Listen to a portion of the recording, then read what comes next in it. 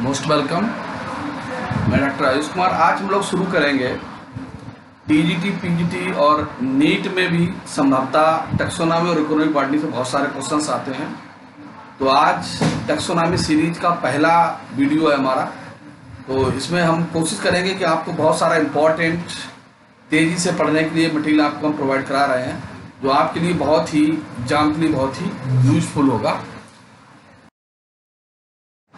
तो बात करते हैं कि इसमें जो टैक्सोनॉमी की ब्रांचेस में बहुत सारे फादर्स ब्रांचेस के जो बॉटनी के ब्रांचेस के फादर्स हैं, जैसे फादर ऑफ टैक्सोनॉमी। तो बेसिकली इसको फादर ऑफ टैक्सोनॉमी तो जो थे हमारे वो कर्नल लिनियस है। Father of Indian plant taxonomy H Santapau. Father of Indian botany William Roxburgh. The term taxonomy is given by A P. De Candolle. The term classification given by Theophrastus. The father of ethnobotany S Schultes. Father of Indian ethnobotany doctor S K. Jain. तो ये कुछ fathers हैं जो आपसे exam में पूछे सकते हैं। Term alpha taxonomy is given by Turrill, कई बार पूछा जा चुका है एग्जाम में। द टर्म न्यू सिस्टेमेटिक्स दिया है जूलियन हक्सले ने 1940 में। The term systematic and used for taxonomy Carolus Linnaeus ने दिया है। The term species given by John रे ने दिया है। और इथिनोबॉटनी टर्म जो दिया है वो जॉन हैरिसबर्गर ने दिया है 1895 में। और जो टर्म था हमारा बायोडाइवर्सिटी, सबको सबसे पहले वाल्टर जो रोजर ने 1985 में यूज किया। तो बहुत सारे इंपॉर्टेंट चीजें मिल सकती हैं। Old classification is propose. तो क्लासिफिकेशन जो था उसमें बहुत सारी चीजें प्रपोज की गई थी और उसके बाद उनमें लोगों ने एडिशनल काम करते रहे। जैसे कि सबसे पहले बात करते हैं कि आर्टिफिशियल क्लासिफिकेशन सिस्टम। तो इस सिस्टम को सबसे पहले जो प्रपोज किया था वो थियोफ्रेस्टिस ने किया था। थियोफ्रेस्टिस ने ही प्लांट किंगडम में हार्ब श्रब ट्री में ग्रुप को डिवीजन दिया था। उसका नेचुरल क्लासिफिकेशन सिस्टम आता है, इसको एन एडेंसन ने प्रपोज किया था। फाइलोजेनेटिक क्लासिफिकेशन सिस्टम को एंगलर पेंटल ने प्रपोज किया था। और मैकेनिकल सिस्टम को बाउइन, रे एंड टर्नफोर्ड में प्रपोज किया था। तो फिर था फिनेटिक क्लासिफिकेशन सिस्टम, इसको सबसे पहले स्नेथ और सोकल ने 1973 में किया था। बात करते हैं कुछ दूसरा क्लासिफिकेशन की, कि कभी कोई क्वेश्चन आता है जो लीनियस का क्लासिफिकेशन है, बेंथम हुकर का, हचिंसन का, वो किस तरीके का है। तो जो लीनियस के द्वारा दिया गया क्लासिफिकेशन सिस्टम है वो आर्टिफिशियल क्लासिफिकेशन सिस्टम है। बेंथम हुकर के द्वारा दिया गया classification system natural classification system है। हचिंसन के द्वारा दिया गया क्लासिफिकेशन सिस्टम फाइलोजेनेटिक सिस्टम है। तो आर्टिफिशियल क्लासिफिकेशन सिस्टम है जो लीनियस ने बाद में इसको यूज किया था, प्रपोज किया, बनाया था। तो स्टामिन के बेस पर और हैबिट के बेस पर इसको दिया था, जो प्रैक्टिकली अनफिट हो गया। बेंथम हुकर ने प्लांट के नेचुरल कैरेक्टर को सिलेक्ट किया और उसके आधार पर दिया गया था।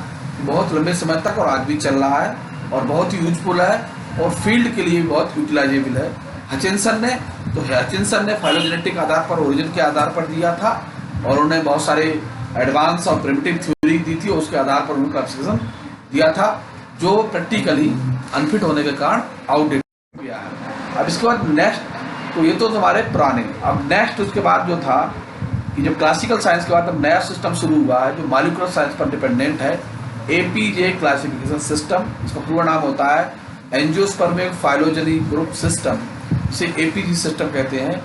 APG system the first version of modern mostly molecular based system of plant taxonomy. तो उसमें हम मॉलिक्यूलर के बेस पर प्लांट टैक्सोनॉमी को डिस्क्राइब करते हैं। It the first time publish in 1990। इसको सबसे पहले 1998 में पब्लिश किया गया था एपीजे फर्स्ट के नाम से। दूसरा पब्लिकेशन हुआ था 2003 में एपीजी सेकेंड के नाम से। तीसरा पब्लिकेशन हुआ था एपीजी थर्ड के नाम से 2009 में। और फोर्थ पब्लिकेशन हुआ था एपीजे फोर्थ 2016 में। तो सिस्टम में मॉडर्न सिस्टम है। A P G classification system based on synthesis of knowledge about the relationship of angiosperm obtained from the morphologically molecular data using the phylogenetic methods. In A P G class system only the monophyletic groups should be recognized above the level of order families term clade is used for more generally। तो इसमें देखा जाए morphologically नहीं, plant का chemical composition और उसके molecule के आधार पर इसको डिसाइड किया जाता है। तो देखा जाए कि किस तरीके से जो हमारे क्लास सिस्टम है उसके अनुसार फैमिली के नंबर में भी परिवर्तन हुए और बहुत सारी चेंजेज आए, बहुत सारी फैमिलियाँ, नई फैमिलियाँ बनी और बहुत सारी फैमिलियाँ जो है मर्ज कर दी गई आपस में। तो सबसे पहले अगर जो हमारा सबसे एक्सेप्टेबल क्रचिंग सिस्टम था वो बेंथम हुकर का था। बेंथम ने अपना क्रच सिस्टम जो दिया था, नेचुरल क्रच सिस्टम दिया था, जो प्लांट के नेचुरल मार्फोलॉजिकल करेक्टर पर आधारित था, वो 1883 में दिया था। उसके बाद एंगलर ने, पेंटर ने 1915 में दिया था, आर्थर कार्नक्विस्ट ने 1981 में दिया था। तो जो बेंथम हुकर ने दिया था उस समय हमारा पूरा जो सिस्टम में 202 फैमिली थी। एंग्लो पेंटर ने 303 फैमिली को डिस्क्राइब किया था, कार्नक्विस्ट ने 386 फैमिली को डिस्क्राइब किया था और 1998 में एपीजी फर्स्ट सिस्टम के अनुसार 462 फैमिली हो गई थी प्लांट किंगडम में, और एपीजी सेकेंड के अनुसार 457 हो गई, और एपीजी थर्ड के अनुसार 413 हो गई, और एपीजी फोर्थ में 416 फैमिलियों का डिस्क्रिप्शन किया गया। तो समय समय पर इसमें क्या हुआ कि बहुत सारी फैमिलियां आपस में मर्ज हो गई। जिस तरह हम देखते हैं कि मालवेसी और टिरेसी की फैमिली के करेक्टर्स जो है मिलते जुलते, तो आपस में फैमिली मर्ज कर दी गई और कुछ फैमिलियां नई बन गई। तो इस तरीके से हम देख सकते हैं जो टाइमलाइन है कि किस समय पर फैमिली का किस तरीके से इवोल्यूशन हुआ, फैमिलियां किस तरीके से घटी और बढ़ी, और आज भी हमारा फाइलोलॉजिकल सिस्टम कई देश की कंट्रीज को कर रहे हैं, लेकिन अभी प्रॉपर लागू हुआ है। अब हम करते हैं कुछ फैमिलियां आती है टैक्सोनॉमी में जिनके पुराने नाम और नए नाम पूछ लिए जाते हैं। जैसे कंपोजिटिव फैमिली, उसका नया नाम एस्ट्रेसी है, क्रूसीफेरी का नया नाम ब्रेसिकेसी है, लेवेटी का नया नाम लेमिएसी है, एम्बिलीफेरी का नया नाम पेसी है, पामेस का रेकेसी है, ब्यूटीफेरी नाम क्लुएसी है और लेगुमिनेसी का नया नाम फेवेसी है। तो इसमें से भी ये क्वेश्चन पूछ लिया जाता है, या तो ओल्ड नेम देकर पूछ लेते हैं, नए नाम से पूछ लेते हैं। उसके बाद हमारा नेक्स्ट क्वेश्चन आता है inflorescence. What is inflorescence? A cluster of flower, arrangement of flowers on the floral axis known as inflorescence। तो किसी एक्सिस पर फ्लावर के अरेंजमेंट को हम इन्फ्लोरेसेंस कहते हैं। पहला हमारा आता है important, what is cluster inflorescence? It is the characteristic inflorescence of Ocimum family Labiatae Lamiaceae, where flower arrange in the opposite cymose group in this node. तो ये वर्टिस क्लस्टर इन्फ्लोरेसेंस जो है लेमेसी फैमिली का पाया जाने वाला कैरेक्टरिस्टिक्स इन्फ्लोरेसेंस बेसिकली तुलसी में पाया जाता है। इसमें देखेंगे तो साइमोज के अनुसार ही फ्लावर्स लगे रहते हैं। बड़ा फ्लावर सेंटर में होता है और साइड में देखते हैं ऊपर की ओर बड़ा होता है, फिर छोटा, फिर बड़ा होता है। तो अरेंजमेंट साइमोज का अपोजिट एक दूसरे लगे होते हैं, तो इस इन्फ्लोरेसेंस को कहते हैं वर्टिस इन्फ्लोरेसेंस। अगला हमारा आता है साइथियम इन्फ्लोरेसेंस, जो यूफॉर्बिएसी फैमिली का कैरेक्टरिस्टिक फीचर है। इस फैमिली में क्या होता है, एक कप लाइक स्ट्रक्चर होता है जिसे इनवॉल्वर कप कहते हैं।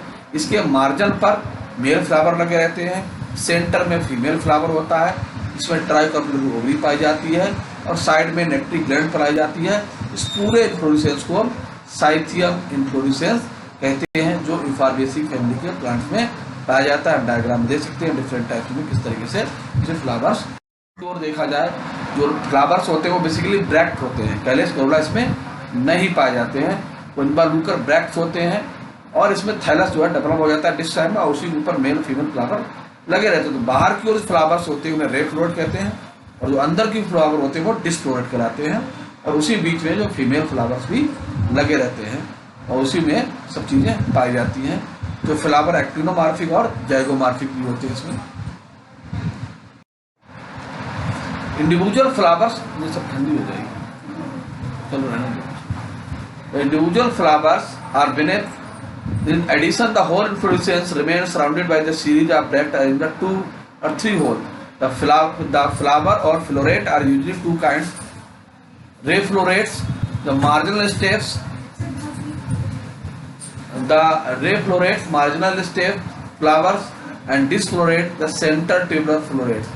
The capitulum may be also consist of only one kind of florets, only tubular florets in originatum, only ray florets, step shaped, Insoncus, and capitulum head of characteristics of Astraceae compositae family, sunflower, Helanthosinus, marigold, Tagetes। तो देखा जाए इस family में गेंदा है, सूरजमुखी है, बहुत सारे फ्लावर्स आते हैं जो इस टाइप की इन्फ्लोरेसेंस इंडिकेट करते हैं। अगला हमारा इन्फ्लोरेसेंस आता है हाइपन्थोडियम, ये विशेष प्रकार का है। आपसे लोग हिंदी की कहावत में कहते हैं कि गूलर का फूल देखा है। तो ये इन्फ्लोरेसेंस जो है वो हाइपन्थोडियम फैमिली में पाया जाने वाला एक कैरेक्टरिस्टिक्स फीचर। इसके अंदर पाकड़ है, पीपल है, बरगद है, गूलर है, अंजीर है, इसमें ये मोस्टली पाया जाता है। इसमें क्या होता है कि थैलेमस डेवलप हो जाता है, रिसेप्टिकल्स का बहुत डेवलप हो जाता है जो इन्फ्लोरेसेंस को कवर कर लेता है। और एपिकल साइड में इसमें पोरिंग खुली रहती है और अंदर की ओर में फ्लावर्स लगे रहते हैं। तो इसमें फ्लावर कब आया पता नहीं चलता, उसी के अंदर सीड वगैरह का फॉर्मेशन हो जाता है। It is a characteristics inflorescence of ficus family Moraceae fig people.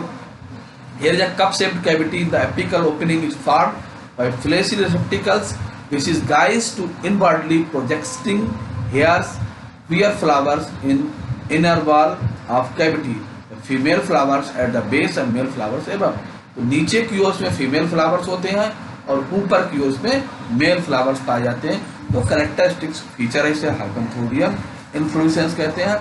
तब आप कह सकते हो कि हमने गुदर का फूल देखा है और लोगों को दिखा सकते हो। ये बहुत ही इन्फ्लोरेसेंस है जो हम देख सकते हैं किस तरीके से इन्फ्लोरेसेंस पाए जाते हैं, अर्ज रहते हैं। ये सॉकस कंपोजिट फ्रूट्स आप देख सकते हैं किस तरीके से इसमें देख सकते हैं फ्लावर लगे हुए, और अंदर की उसमें सीड का फॉर्मेशन होता है और इसमें अंदर की ओर इसमें जो है वो इंसेक्ट जाकर इसमें पोलिनेशन का भी कोशिश करता है।